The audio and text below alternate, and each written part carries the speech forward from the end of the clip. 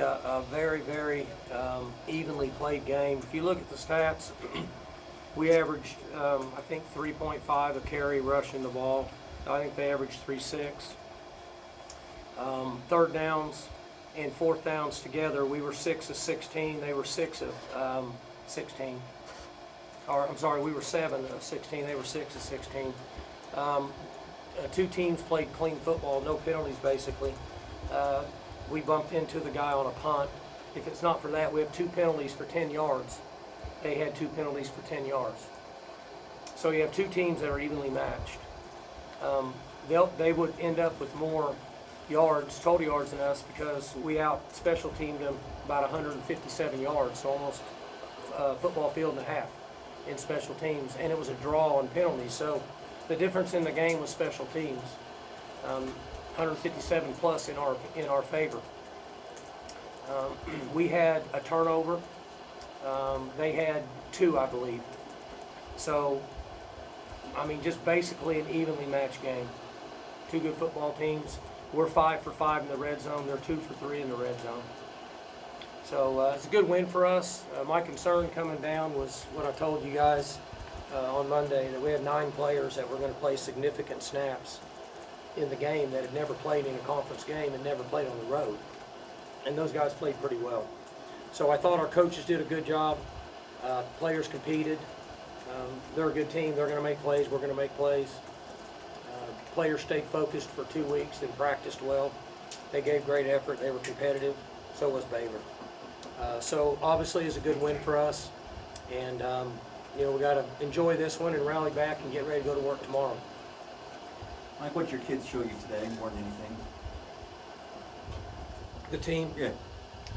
I mean, I kind of felt like that this team liked each other. Their chemistry's good, but you never know. You got to get in a position to be in a hostile environment and be challenged like we were today. And what I told them after the game was, it's going to be this way every week in this league.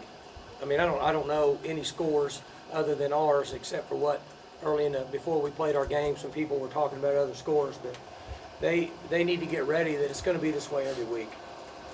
So hopefully they understand the importance of focus and the competitive nature of practice and not taking a day off. Mike, you guys have played this team. This is the 3rd time you guys have played in a year. They've all been pretty competitive battles. Sure. What has, I guess, what do you make of the battles that you guys have had, these 2 teams, the last 3 times? I just think that I think he's a good football coach. I think he's got, when you watch our teams play, there's no BS. There's no late hits. Guys aren't slamming people down.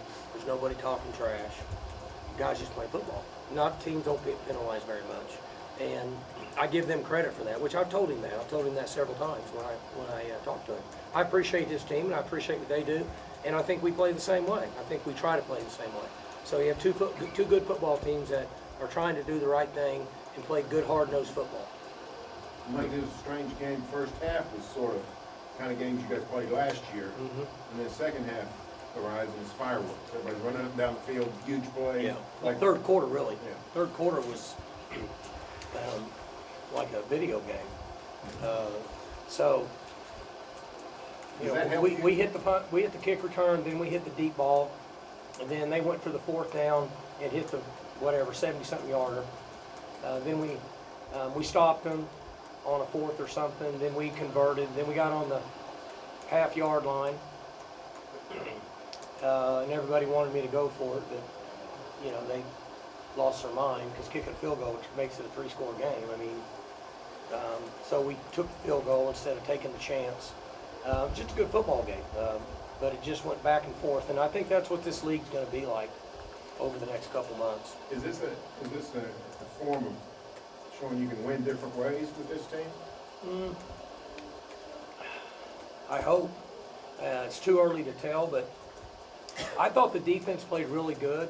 You know, it's interesting when you play a team that's going to go for as many 4th downs as they do in certain situations. The results are going to be a little different because percentages are they're going to convert some of them, and then percentages are if they don't, they're going to lose field position, which is a choice they make, a choice we could make. But so you're going to get a different feel in the game. They believe in their mid-zone run. They really like their linemen up front. And so they have some advantages there in those short yardage plays. And I think that's what contributes to a wild game against a team that goes for this many fourth downs in that style of offense.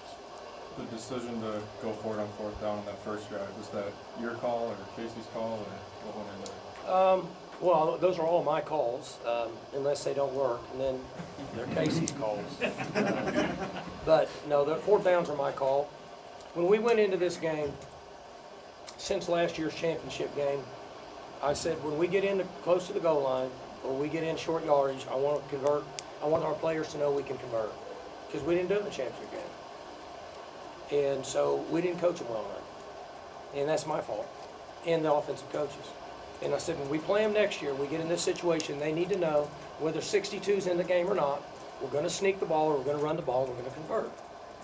Otherwise, we're going to have a hard time winning. So we worked hard in the spring. You guys saw us in the spring do it. We did it in August. And whether 62's in the game or not, we're going to convert. Now, in the end, kicking the field goal changes the game based on how many possessions it takes for them to score. That's a different situation. But the first fourth down, and then the other time we're in the goal line, we're gonna push it in there. Generally speaking, were you pleased with your short yardage offense today? Yeah. And that hasn't been a strength for us. I mean, most of our linemen are more fit for playing fast. They're not bulldozer guys based on the style of offense we run. But we improved on it, yes. And we challenged them. You know, we told 70 and 74, 66, and those guys, you got to block them. We know he's going to be there. You got to block him. Mike, Spencer's day, what were some of your takeaways from his performance today? He played good. You know, he's 20 of 29.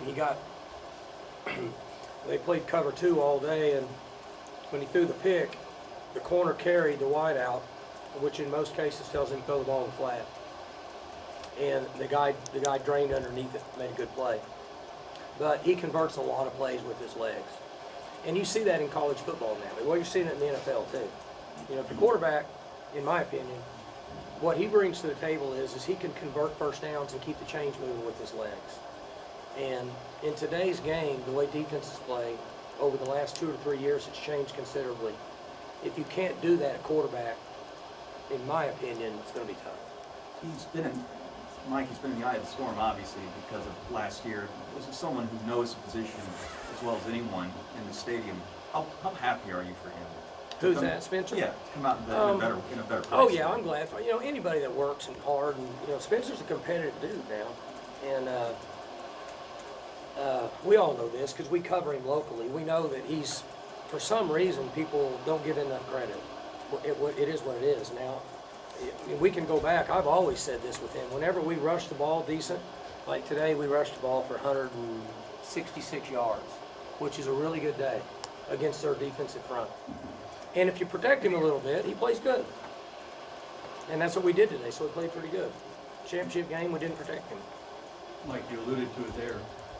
You know, a normal game, you might be looking for 4.5 to carry, but it sounds like you're pleased with the numbers you did produce and yeah, you know, as well. 4.5, I might take that back. You know how you know, sometimes you go back to your wife and you say, oh, I'll take that, sorry, I mean to say that. I think 4.5's a little much right now. I'm going to go for if we can go 4.1-ish, that really, the way that defenses are playing now, I'm going to buy that. So, but that front's good. They just are, because we have to adjust and we have to know where 62 is. Can't just go in a game and come out of a game and say he just kicked our butt. And we'd be like, well, that's not very smart. We knew he was going to kick our butt. So we had to adjust some things we do to help our offense, and we did it, but it's not the easiest thing to do. What do you think of Dominic? Played good.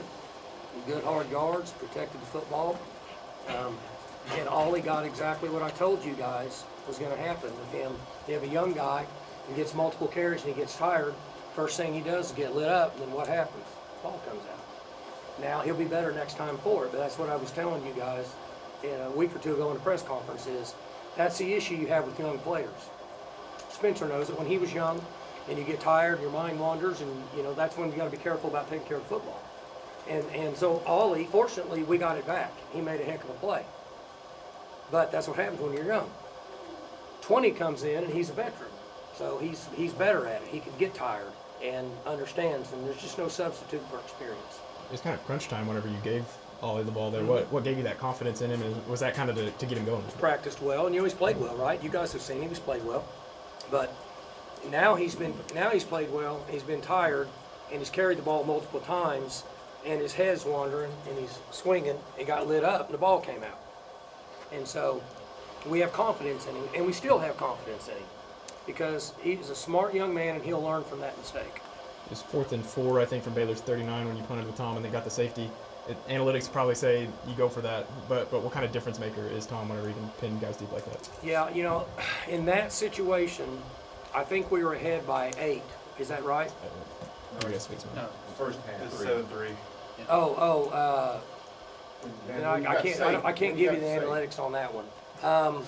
4th and 4 is a long ways. Randa's the only guy that'll do that. Or maybe the guy at Tech, he's been doing it. Tom is really good at what he does, and our cover guys are really good at what they do. So I just believe in pinning them inside the 10, because I do know the analytics of a team going 90-plus yards are really low. You said earlier you expect to see a lot of back and forth games in Big 12 play. What does it mean for y'all early to see your team respond like this the way it did in the first game of Big 12 play? Well, what I started with this conference was, last year we were a very, very mature team, except for wideout. So you kind of know what you're going to get on the road. I honestly had no idea what we were going to get on the road in this game, other than I knew we would play hard and compete. But with so many young players had not played on the road, and this is the best team we played. So it was a good game for everybody, and it's a good experience. Now they have to enjoy the win tonight and then come back to work and go tomorrow, come back tomorrow and go to work and not waste a day. That'll be the most important thing for those young guys, which they've been told. That's what I told them. Now, hopefully they listen. Mike, what are your overall thoughts on the defense and the way they responded to some tough situations? They played good. You can look and they held them to 3.6 a carry running the ball. That's pretty good. They hit us on a couple throws. The 4th and 4, they went forward, hit the over out, and he went to the house. We changed the call. Basically, it's my fault, because they checked it, and I told Mace, I want you to check it and change it. And he changed it, and it was too late. Not too late, but it was really too late. And then by the time they got the call, we lost the over route. And so, right, wrong, or indifferent, that was my fault. And I usually know better than to make a decision on defense, because I'm not a defensive guy. Last But- couple for coach, I'm sorry. But they looked over and checked it, and I said, Mace, check, and he checked it, and it didn't get in quick enough, and so we didn't get lined up, and he missed the over out, and that's my fault. It really is. I mean, I'm being honest with you. So I took that one. Mike, your receivers had 3 excellent catches, 2. Bryson Green had 2 of them, acrobatic type stuff. How much that helps know you got guys that can do that? Yeah, that was the difference. That was where we really struggled last year, because we didn't have any threat out. We had so much youth on the perimeter.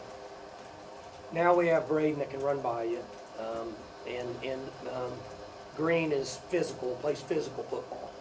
Played really well. He had a drop there at the end. I mean, it would have been a tough catch, but 17 and 80, those guys that can make those intermediate catches for us, they put us back into the flow of who we are on offense compared to last year. Was Jaden's kick return pretty much by what you designed or what Wozniak designed, or Yeah, did he ad lib any? We have 4 guys that coach our special teams, and we have an analyst, and they do a really good job. So when you just think about traditional football, our punt today was excellent, right? And the one punt nobody's talking about is at the end, when we had the tight punt, because they came all block, and I don't know how long that punt was, 50 yards? 45, 50? And it was almost a 5-second hang time. So we flipped the field, and they didn't get a return. That's a big deal. Big deal. Last question for coach. Did you know Nixon had that in? If you got Nixon, a few teams have 2 guys that can do Yeah. that. So he's real shifty, and he's extremely fast. You know, he was, I think he's run a few 10.6s in high school. So when he stumbled and got out about the 50-yard line, when he kind of fell and then he got up, most of the time the defense will catch you because he's fallen. But I mean, I was watching, I knew he was gone because it only takes him 2 steps and he's back at close to 4 or 5 speed, and he can roll. So we have weapons there with those guys, and they're very well coached. The guys that are responsible for that, multiple coaches that are doing a really good job of coaching those guys, and they're listening and paying attention. Thank you, Coach.